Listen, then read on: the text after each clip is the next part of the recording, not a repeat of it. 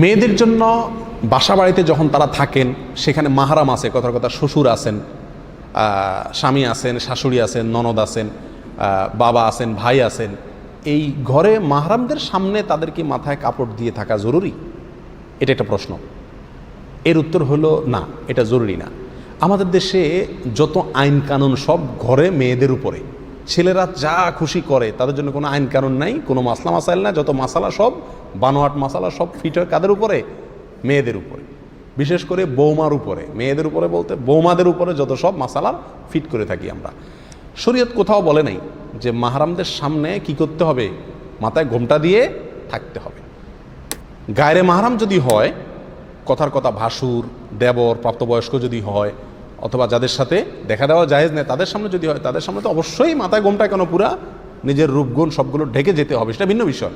কিন্তু যারা মাহারাম তাদের সামনে মাথায় ঘোমটা দিয়ে রাখতে হবে, মাথার ঘোমটা পড়ে গেলে বেয়াদব হয়ে গেছে ব্যাপারটা, এরকম না। শরীয়ত এটাকে বাধ্যবাধক করে নাই। তবে হ্যাঁ, একটা কথা মাথায় রাখা উচিত, আমাদের দেশে সম্মান দেখানোর একটা পদ্ধতি এটা, যে শ্বশুরের সামনে মাথার কাপড় থাকা মানে শ্বশুরের আমি সম্মান দেখাইলাম, আর মাথার কাপড় ফেলাই দিলাম মানে শ্বশুরের আমি কেয়ার করলাম না।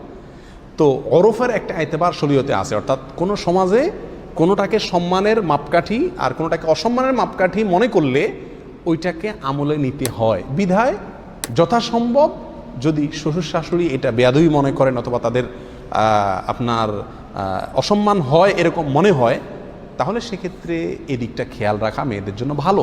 কিন্তু শরীয়ত তাকে বাধ্যবাধক করে নাই পর্দা হিসাবে, পর্দার অংশ হিসাবে মাহারামের সামনে কাপড় দিয়ে থাকতে হবে, এরকম কোনো কথা নাই। অনেক সময় দেখা যায় মা বোনরা কোরআন তেলাওয়াতের সময়ও মনে করেন যে মাথায় কি রাখতে হয়, কাপড় দিয়ে রাখতে হয়।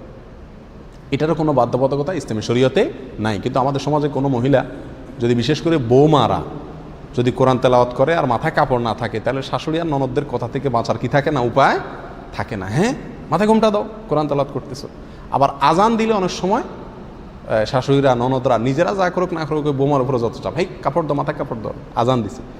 আজান দিলে, কোরআন তেলাওয়াতের সময়, মাহরাম থাকলে এই সময়গুলোতে মাথায় কাপড় দেওয়ার কোনো নির্দেশ ইসলাম আমাদেরকে করে নাই। তিনি যেভাবে আছেন সেভাবে থাকতে পারেন।